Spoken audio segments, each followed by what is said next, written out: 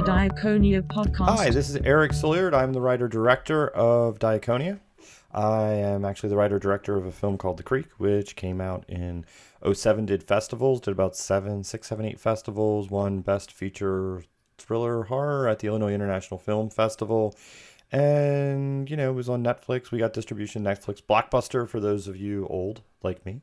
And we were pretty excited about that. And it had major distribution, which was great.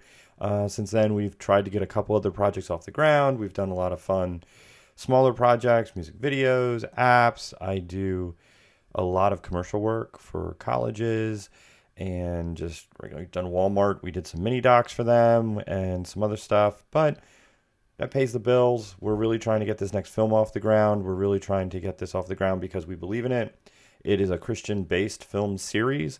It is based in the spiritual gifts of the Spirit. The more, there is a word and I forgot. My brain's gotten old, so you're going to have to forgive me. They are the evangelical. No, wrong word. I know it is. But they're the gifts of the Spirit that are, let's just go with more exciting, to people. And that's totally the wrong way to put it. But it's the gifts of the Spirit that people believe in that, through the years, the stories you heard as a kid, the stories almost everyone hears of like Noah's Ark.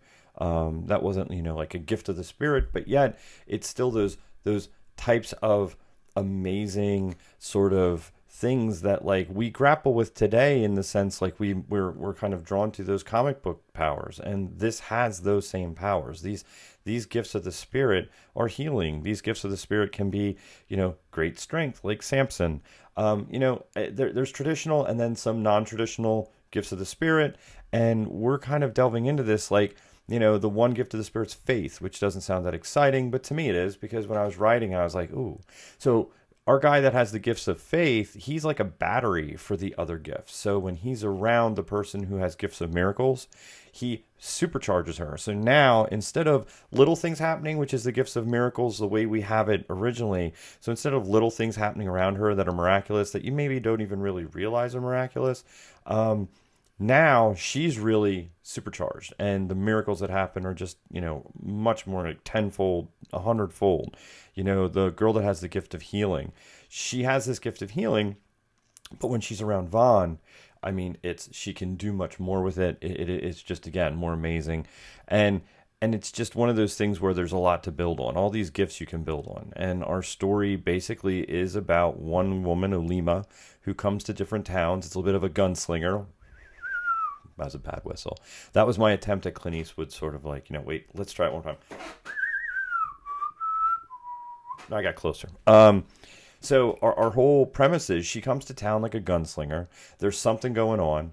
She has to use her gifts to figure out what that is. She has the gift of knowledge and of wisdom.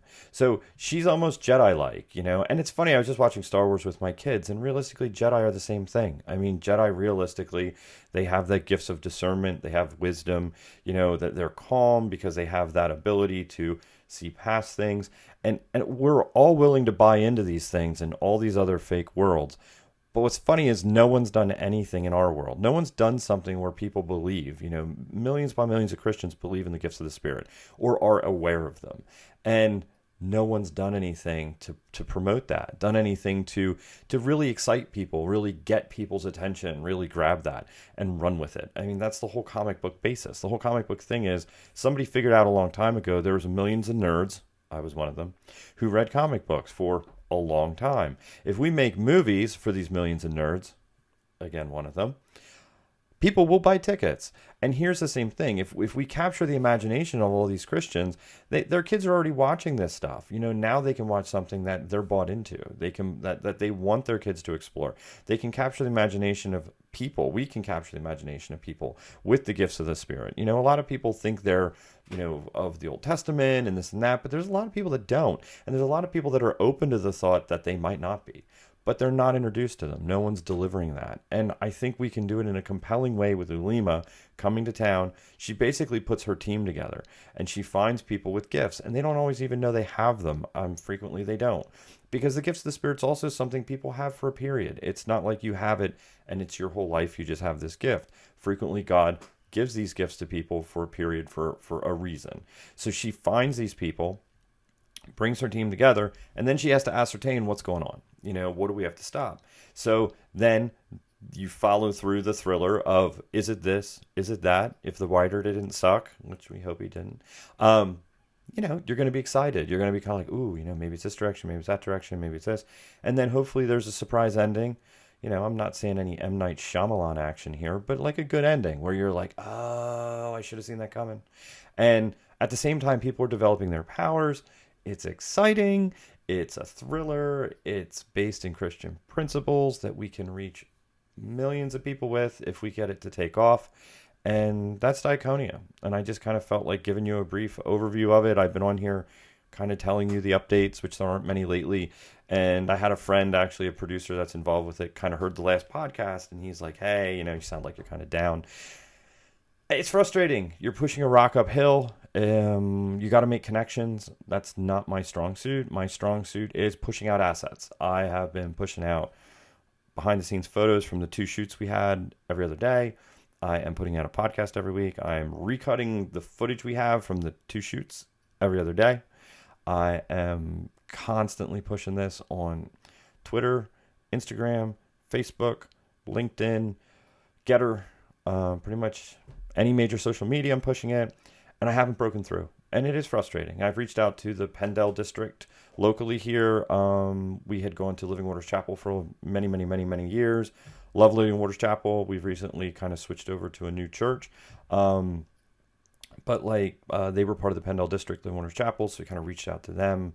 Haven't heard anything. I reached out to another local church. They at least got back to me. I've reached out to 80 some other local churches via email just to say, can you share our information? I haven't heard back from anything.